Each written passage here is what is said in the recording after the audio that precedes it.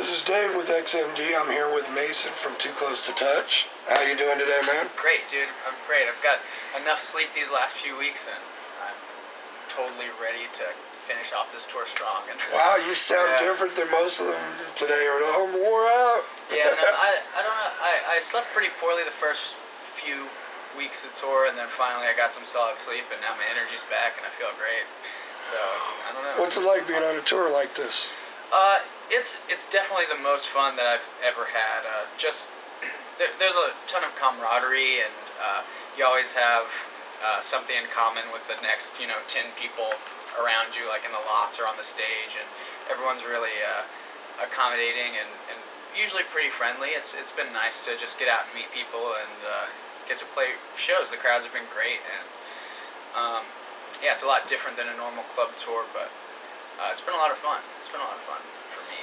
Has this, with this tour having so many different stages, so many genres, has it widened your music outlook? I had a pretty broad range, I think, before, so I don't know. I don't think I'm coming out of it very different as far as taste goes. I think it's cool seeing a lot of new bands, but I think, yeah, I've enjoyed seeing the bands that are on. With so many different genres and so many different style of fans, do you feel it benefits your band as in widening your fan base? Absolutely.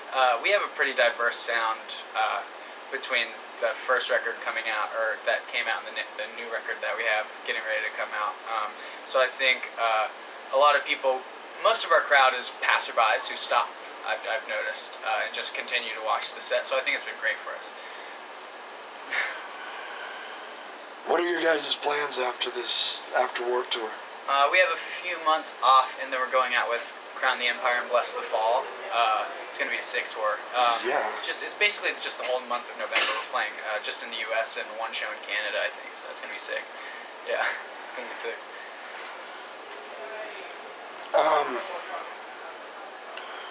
With today's industry, the piracy is never going to end. Where do you see our music industry going? I honestly, I have faith in the judicial system and how all of that's working. I feel like just trying to be an optimist. Like I think it'll start growing once we get the technology thing figured out and the business side of it figured out. I think that it will end up being like a great profitable place for artists and industry executive type people. I think if we keep playing it smarter, then I think it'll be a thriving industry. Music's not going anywhere. I think people have a natural longing to hear music. So I think that's the only option. It's either going to get better for everyone, or I don't know. Do you think the internet hindered or bettered the band's control? It's probably a little of both. I mean, it's good for up-and-coming musicians to get their creative outlets, and all the YouTube musicians, and how that's like a whole thing.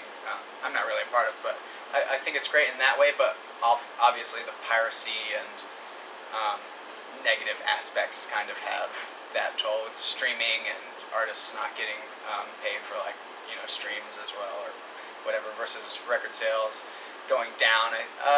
It's kind of it's not a best of both worlds. It's just kind of like there are pros and cons, obviously. Yeah.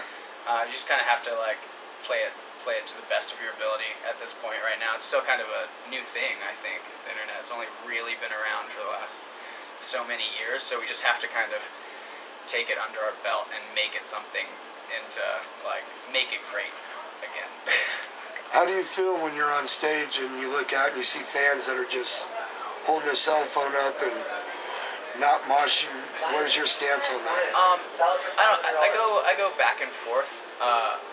Honestly, for me, when I was growing up, going to shows, I didn't have a cell phone to record it, so I just got to experience it. And I think to an extent, people need to really take a step back from cell phones and just get to experience the art that's being performed. But at the same time, I think it's good to be documented, and if that gets posted online and the video reaches new people, that's a great thing as well. I think you just have to find your own personal balance. If you don't really care about the show and you just want to watch the video later, that's cool. But I would encourage everyone to actually step back and watch what's actually going on in front of them. So it's kind of, you just have to find your personal balance. I don't usually record shows, but that's just me. And now we have the presidential election coming up, and we actually have an independent that's in there besides having the two powerhouses. Who are you going for? I don't know. I haven't even heard of the independent. I've been just kind of focusing on music, and anytime I notice what's going on in the presidential debate, it's just how much I hate the two big candidates. But I would need to be educated further on the independent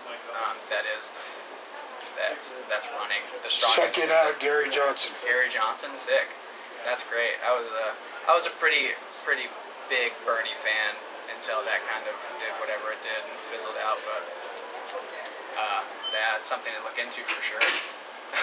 Well, thank you for your time. Thanks. And make sure you catch these guys on tour. And like you said, they've got a fall tour coming that you definitely don't want to miss. A great lineup. Thanks. Thank you. Thanks, buddy.